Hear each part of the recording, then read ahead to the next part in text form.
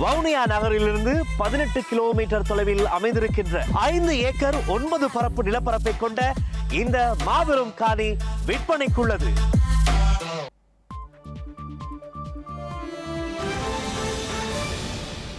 வணக்கம், இது ஐபிசி தமிழின் இரவு நேர பிரதான செய்திகள். முதலில் தலைப்புச் செய்திகள்.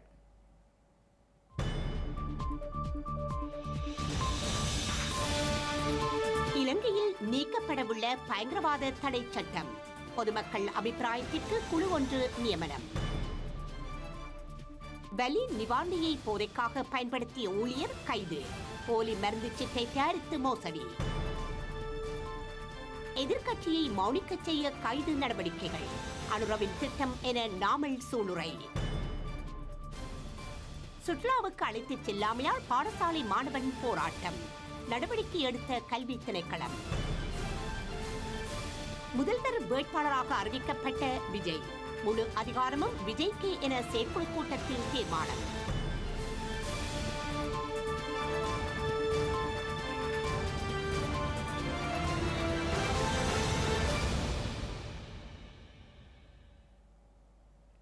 இனி விரிவான செய்திகள். இலங்கையில் பயங்கரவாத தடை சட்டம் முழுமையாக நீக்கப்படும் என ஸ்ரீலங்கா நிதியமைச்சர் சட்டத்தரணி ஹர்சன நாணயக்கார தெரிவித்துள்ளார். பயங்கரவாத தடை சட்டத்தை நீக்குவதை ஆராய்வதற்கு குழு ஒன்று நியமிக்கப்பட்டுள்ளதாக அவர் குறிப்பிட்டுள்ளார். இலங்கையில் 1979 ஆண்டு காலப்பகுதி முதல் தற்போது வரை நடைமுறையில் உள்ள பயங்கரவாத தடை சட்டம் எதிர்வரும் செப்டம்பர் மாதளவில் முழுமையாக நீக்கப்படும் என்று ஸ்ரீலங்கா நீதியமைச்சர் சட்டத்தரணி ஹர்சன நாணயக்கார தெரிவித்துள்ளார். இந்த நிலையில் குறித்த சட்டத்தை நீக்குவது தொடர்பில் ஆராய்வதற்காக குழு ஒன்று அமைக்கப்பட்டதாகவும் அவர் குறிப்பிட்டுள்ளார். குறித்த குழு தற்போது அனைத்து கருத்துக்கள், யோசனைகள் தொடர்பில் ஆராய்ந்து வருவதுடன் பொதுமக்களின் கருத்துக்களும் கோரப்படுவதாக அவர் சுட்டிக்காட்டினார்.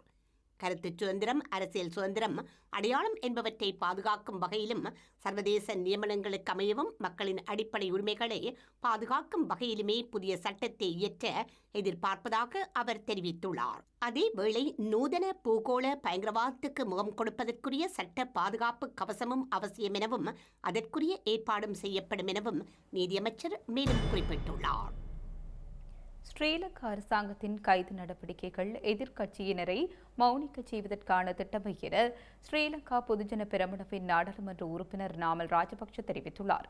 ஸ்ரீலங்கா பொதுஜன பெரமுன கட்சி தலைமையகத்தில் இன்று நடைபெற்ற நிகழ்வொன்றின் பின்னர் ஊடகங்களுக்கு கருத்து தெரிவிக்கும் போதே அவர் இவ்வாறு குறிப்பிட்டுள்ளார். கைது செய்யப்படுவீர்கள், சிறையில் அடைக்கப்படுவீர்கள் என அச்சுறுத்தி எதிரணிகளை மௌனிக்க வைப்பதற்கு அரசாங்கம் முற்பட்டால் அந்த விடயம் ஒருபோதும் நடக்காது என நாமல் ராஜபக்ச தெரிவித்துள்ளார். இலங்கையில் சுயாதீன நீதித்துறை மற்றும் நீதிபதிகள் மீது தமக்கு நம்பிக்கை உள்ளதாக அவர் தெரிவித்துள்ளார். எனவே தமக்கு எதிராக குற்றச்சாட்டுகள் இருந்தால் அவற்றை சட்டத்தின் பிரகாரம் எதிர்கொள்வதாகவும் குற்றமற்றவர்கள் என்பதை நீதிமன்ற நடவடிக்கை ஊடாக நிரூபிப்பதாகவும் அவர் குறிப்பிட்டுள்ளார். அச்சுறுத்தல் மூலம் எதிரணிகளை மௌனிக்க வைக்கலாம் என அரசாங்கம் நினைத்தால் அது ஒருபோதும் நடக்காது என சுட்டிக்காட்டினார். அரசாங்கம் தவறளித்தால் அதனை தொடர்ந்து துணிவுடன் சுட்டிக்காட்டுவோம் எனவும் நாமல் ராஜபக்ச மேலும் தெரிவித்துள்ளார். அனுர அரசாங்கத்திடம் தெளிவான பொருளாதார திட்டம் ஒன்று இல்லாததால் நாடு விரைவில் மீண்டும் கடும் பொருளாதார நெருக்கடியை எதிர்கொள்ளும் அபாயம் உள்ளது என முன்னாள் அமைச்சர் ராஜித சேனாரத்ன எச்சரித்துள்ளார்.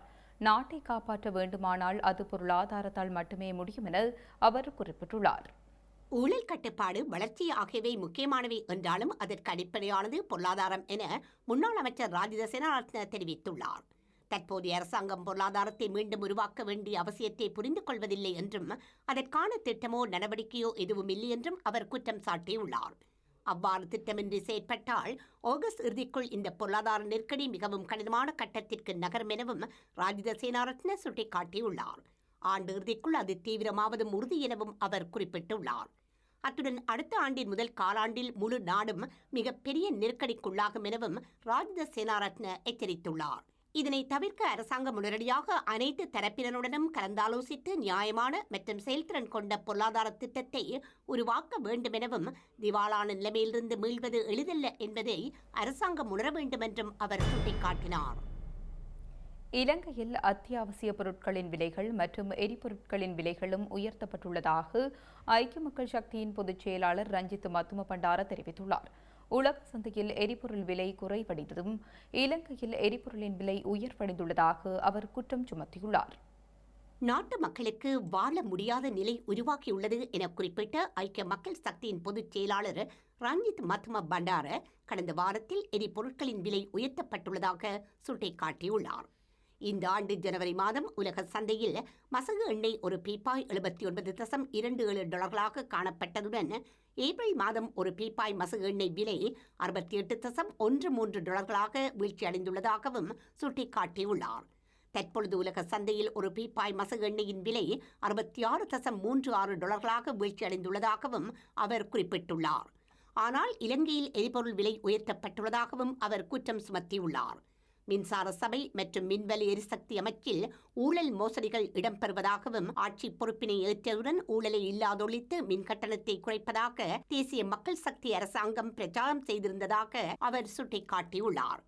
ஆனால் தற்போது மின்சார கட்டணத்தை 15% உயர்த்தியுள்ளது எனவும் குறிப்பிட்டுள்ளார். வவுனியாவில் சுற்றுலாவிற்கு அழைத்துச் செல்லாமையால் பாடசாலை மாணவன் ஒருவன் கவனஈர்ப்பு போராட்டத்தில் ஈடுபட்டமை பரபரப்பை ஏற்படுத்தியுள்ளது. வவுனியா பூந்தோட்டம் மகாவித்யாலய மாணவன் ஒருவன் தனது பாடசாலையின் கல்வி சுற்றுலாவிற்கு அழைத்துச் செல்லவில்லை என தெரிவித்து வலிய கல்வி அலுவலகம் முன்பாக கவனஈர்ப்பு போராட்டத்தில் ஈடுபட்டுள்ளார். குறித்த பாடசாலையால் இன்றைய தினம் திருகோணமலை மாவட்டத்திற்கு கல்வி சுற்றுலாவுக்கான ஏற்பாடு செய்யப்பட்டுள்ளது. அதற்காக மாணவர்களிடமிருந்து முன்னமே பணம் அறவிடப்பட்டுள்ளது. குறித்த மாணவனும் சுற்றுலாவிற்கான பணத்தினை வழங்கியுள்ளார். இருப்பினும் இன்று காலை சுற்றுலாவிற்கு செல்வதற்கு மாணவன் தயாரான நிலையில் மாணவனை அழைத்துச் செல்ல முடியாது என அதற்கு பொறுப்பான ஆசிரியர்களால் தெரிவிக்கப்பட்டுள்ளது.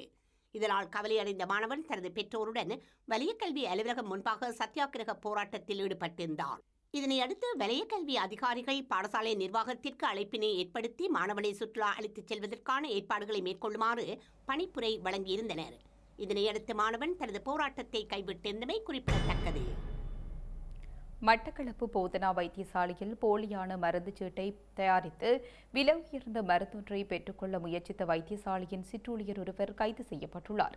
குறித்த மருந்தை தனியார் ஒருவரை வைத்து பெற்றுக்கொள்ள முயற்சித்த வேளை ஆண் சிற்றூழியர் கைது செய்யப்பட்டுள்ளார். கைது செய்யப்பட்ட நபர் நீண்ட காலமாக மாத்திரையை பெற்று வந்துள்ளதுடன் குறித்த மாத்திரையை போதைக்காக பாவித்து வந்துள்ளமை காவல்துறை விசாரணைகளில் தெரியவந்துள்ளது. குறித்த மாத்திரை சத்திர சிகிச்சை செய்யப்பட்ட பின்னர் மற்றும் வலி மனநலன் பாதிக்கப்பட்டவர்களுக்கு வழங்கப்படும் மாத்திரை என தெரிவிக்கப்படுகின்றது. குறித்த மாத்திரையை பெற்றுக்கொள்வதற்காக வைத்தியரின் மருந்து சிட்டை போலியாக தயாரித்து அதனை அவருடைய பிரதேசத்தைச் சேர்ந்த ஆண்களை வரவழைத்து வைத்தியசாலை மருந்தகத்தில் நீண்ட நாட்களாக பெற்று வந்துள்ளார். இதனையடுத்து வைத்தியசாலை மருந்தகத்தில் மருந்து மாத்திரை வழங்குபவர்கள் குறித்த வைத்தியரின் மருந்து சிட்டை போலியானது எனவும் அதனை தயாரித்து முறைகேடாக மாத்திரையை பெற்று வந்த வெளிநோயாளர் பிரிவில் கடமையாற்றி வந்த ஆண் சிற்றூழியரை கண்டறிந்தனர்.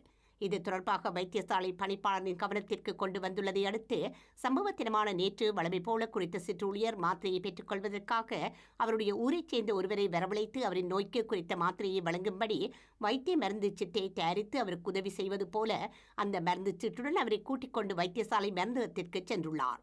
இதன்போது மருந்து வழங்குபவர்கள் அந்த மருந்து சீட்டை வாங்கிக் கொண்டு காத்திருக்கும்படி தெரிவித்துவிட்டு வைத்திய பணிப்பாளருக்கு அறிவித்ததை அடுத்து அங்கு காவல்துறையினர் வரவழைக்கப்பட்டு முறைகேடாக போலி மருந்து சீட்டை தயாரித்து மாத்திரை பெற்றுக்கொள்ள முயற்சித்த சிற்றூழியரை கைது செய்தனர். இதில் கைது செய்யப்பட்ட நபர் நீண்ட காலமாக குறித்த மாத்திரையை பெற்று வந்துள்ளதுடன் குறித்த மாத்திரையை போதைக்காக பாவித்து வந்துள்ளமை தெரிய வந்துள்ளது. மட்டக்களப்பு நீதவான் நீதிமன்றில் இன்று வழக்கு தாக்கல் செய்து அவரை முன்னிலைப்படுத்தியதை அடுத்து எதிர்வரும் 14ஆம் தேதி வரை அவர் விளக்கமறியலில் வைக்கப்பட்டுள்ளார். இலங்கையில் 2025ஆம் ஆண்டில் இதுவரையான காலப்பகுதியில் 62 துப்பாக்கிச்சூட்டு சம்பவங்கள் பதிவாகியுள்ளதாக காவல்துறை தலைமையகம் தெரிவித்துள்ளது. இந்த துப்பாக்கிச்சூட்டு சம்பவங்களால் 34 பேர் உயிரிழந்துள்ளதாகவும் காவல்துறையினர் தெரிவித்துள்ளனர். துப்பாக்கிச்சூட்டு சம்பவங்களில் 44 பாதாள உலக கும்பல்களுக்கு இடையிலான மோதல்கள் காரணமாக இடம்பெற்றுள்ளதாக ஸ்ரீலங்கா காவல்துறையினர் தெரிவித்துள்ளனர். இதேவேளை நேற்றைய தினம் மாத்திரம் 3 துப்பாக்கிச்சூட்டு சம்பவங்கள் பதிவாகியுள்ளன. அதன்படி கந்தானை பொதுச்சந்தைக்கு அருகில் நேற்று காலை இடம்பெற்ற துப்பாக்கிச் சூட்டில் 2 காயமடைந்து வைத்தியசாலையில் அனுமதிக்கப்பட்ட பின்னர் அவர்களில் ஒருவர் சிகிச்சை பலனின்றி உயிரிழந்தார். அத்துடன் நீர்கொழும்பு துன்கல்பிட்டிய பிரதேசத்தில் நேற்று பிற்பகல் காவல்துறையினரால் மேற்கொள்ளப்பட்ட துப்பாக்கிச் சூட்டில் ஒருவர் காயமடைந்துள்ளார். மேலும் ராகத வடுவத்த பகுதியில் நேற்றிரவு இடம்பெற்ற துப்பாக்கிச் சூட்டில் படுகொலை செய்யப்பட்ட பாதாள உலக கும்பலின் தலைவரான கனிமுல்ல சஞ்சீவவின் நெருங்கிய நண்பரான அமி உப்புல் என்பவர் உயிரிழந்துள்ளதாக காவல்துறை தலைமையகம் மேலும் தெரிவித்துள்ளது. யாழ்ப்பாணம் வடமராட்சி பகுதியில் அண்மைய நாட்களாக அதிகளவான கஞ்சா போதைப்பொருள் மீட்கப்பட்டு வருகின்றது. நேற்றைய தினமும் அதிகளவான கஞ்சா போதைப்பொருள் மீட்கப்பட்டுள்ளது. யாழ்ப்பாணம் வடமராட்சி கிழக்கு மாமுனை பகுதியில் நேற்றிரவு பெரும் தொகையான கேரள கஞ்சா மீட்கப்பட்டுள்ளது.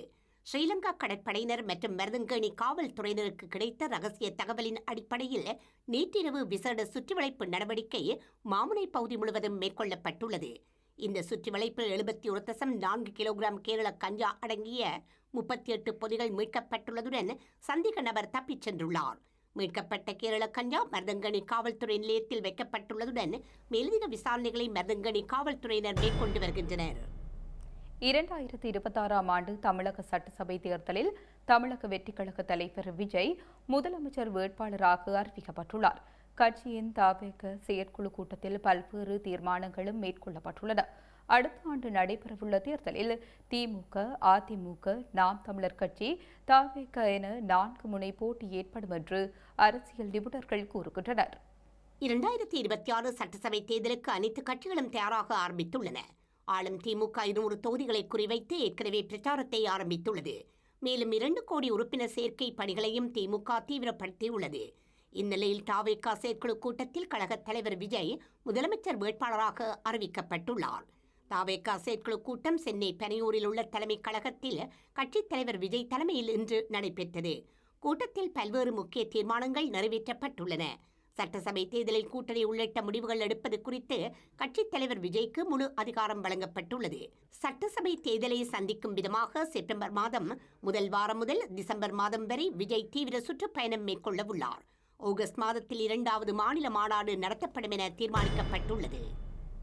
ஸ்டேலின் தொடர் தாக்குதலால் காசாவில் கடந்த 48 மணித்தியாலத்தில் 300 பேர் உயிரிழந்துள்ளனர்.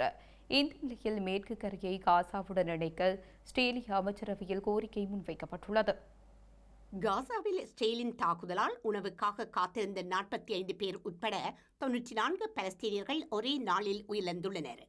கடந்த 48 மணி நேரத்தில் 300க்கும் மேற்பட்டோர் கொல்லப்பட்டுள்ளதாக சர்வதேச ஊடகங்கள் செய்தி வெளியிட்டுள்ளன. உணவு விநியோக பாதைகள் மூடப்பட்ட பின்னர் அமெரிக்க ஆதரவு விநியோக மையங்களில் அப்பாவி மக்கள் சுட்டுக் கொல்லப்பட்டுள்ளனர். துப்பாக்கிகள் மற்றும் கையெறி குண்டுகளை பயன்படுத்தி தாக்குதல் நடத்தப்படுவதாக தெரிவிக்கப்பட்டுள்ளது. அல்மவாசியில் உள்ள அகதிகள் முகாமில் நடந்த குண்டுவெடிப்பில் 15 பேரும், காசா நகரில் அகதிகள் தங்கியிருந்த பள்ளியில் மேலும் 15 பேரும் கொல்லப்பட்டதாக தெரிவிக்கப்பட்டுள்ளது.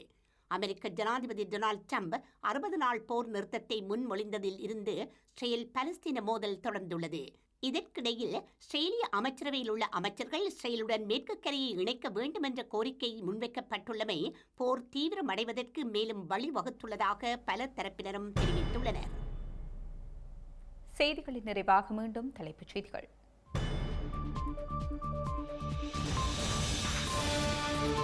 இலங்கையில் நீக்கப்படவுள்ள பயங்கரவாத தடை சட்டம், பொதுமக்கள் அபிப்பிராயத்திற்கு குழு ஒன்று நியமனம்.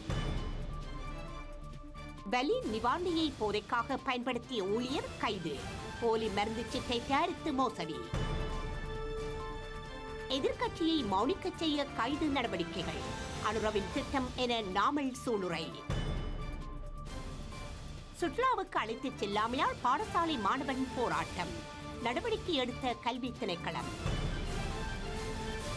முதல்வர் வேட்பாளராக அறிவிக்கப்பட்ட விஜய், முழு அதிகாரமும் விஜய்க்கு என செயற்குழு கூட்டத்தில் தீர்மானம்.